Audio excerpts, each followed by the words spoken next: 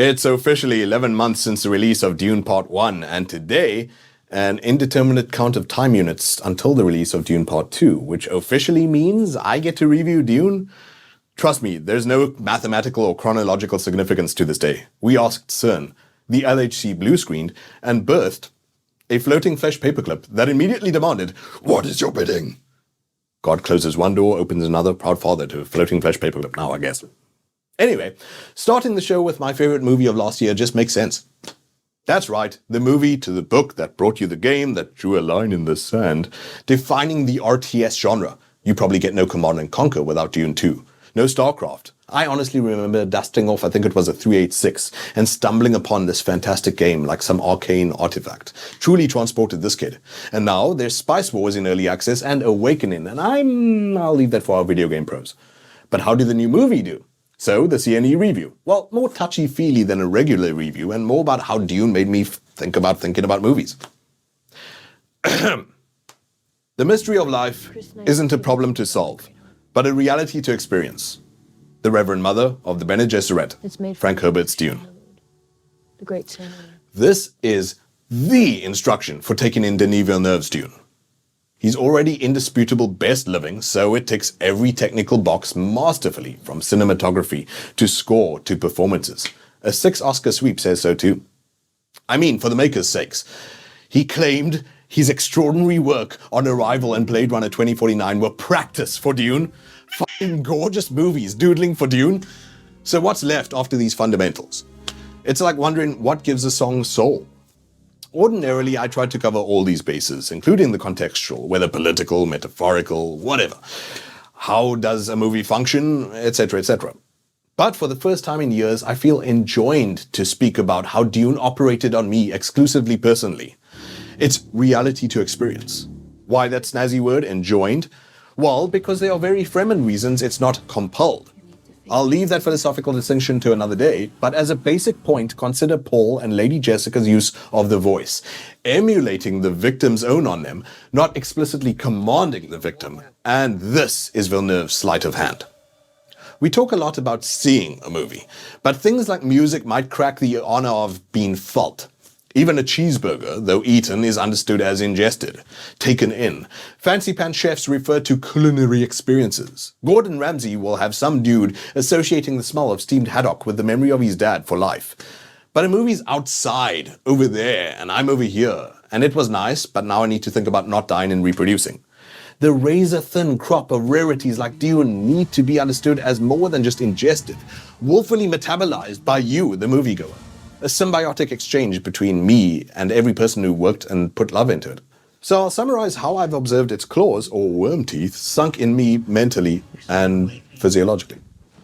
Every night for months since seeing it, I struggled to sleep because once my cerebral hamster wheel starts turning on this movie, rests a write-off. I have felt the pressure of an apostle, divinely tasked with transcribing the word. Dune booms in my head, write my story, and JP sweats. But then something weird happened to me regularly, and I'm not kidding. As if to harmonize, not still, the psychic storm, a loop of pipes from Hans Zimmer's score begins from afar in my own head and comes closer from over shifting sands. Corny. I want to avoid this word, but the piece is hypnotic and calming. With this oral reassurance, I begin to write as though it's flowing through me. And the motif might loop in my own head for 1 or 2 hours straight. You know which pipes I'm talking about. Terrible. I'm certain I'll be diagnosed on some spectrum, but it's actually benefited me greatly in, hopefully, doing justice to this Dune at least. There is also an all-embracing visual grammar to Villeneuve's work. And this is how a second physiological operation arises for me within this movie.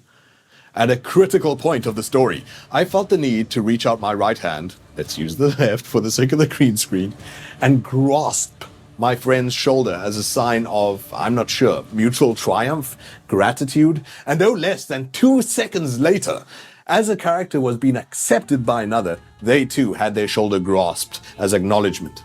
My endocrine system harmonized nearly perfectly with the rhythm and poetry of Dune. The mark of an unimpeachable movie to me is this kind of collaborative rewiring, a personal lens shift between you and the work of art. More unilaterally, a great horror will get under your skin, working on you for weeks on end. Hereditary was technically a month-long movie for my ragged central nervous system. Screwed me up.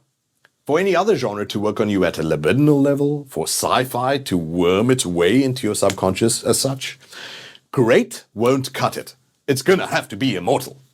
Dune is without flaw, and it's a sense, more than just a commodity. If you extend a hand, it will take you by the arm, throw you on Shai Hulud, and transport you.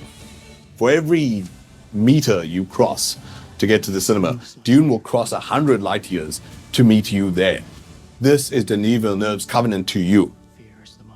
Yeah, this might all sound like a riddle, but that's just the point. Like some kind of Zen koan where you can only know by going. So I have to repeat, however, the instruction of the Reverend Mother, but this time in an interpretation by Paul Atreides. This is advice to set aside a temptation to be a data junkie, shelf all hype, and enter empty-minded, if you can. Citing the first law of mentat, Paul says, a process cannot be understood by stopping it. Understanding must move with the flow of the process, must join it and flow with it. I generally resist talking about movies this way. Usually the "you have to be open to it to truly appreciate it" explanation is a cop-out, like your midlife crisis uncle blaming your belief for his chi demonstration failing. It was on YouTube, you heathen. Of course it was real at the time. So I'd be interested to know of any movies that affected you in this hard-to-verbalize way, or anything transformative, please. Share with See No Evil. Or just how to get my uncle to stop trying to use the voice on me. Not buy new brewskis. Go watch Dune. There's something awakening in my mind. What did you see? There's a crusade coming.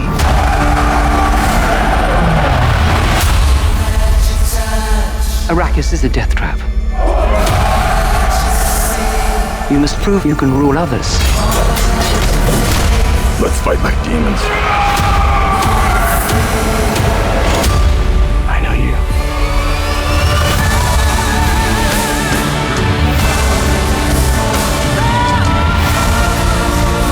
The future. I can see it. I must not fear. Fear is the mind killer. Where the fear is gone,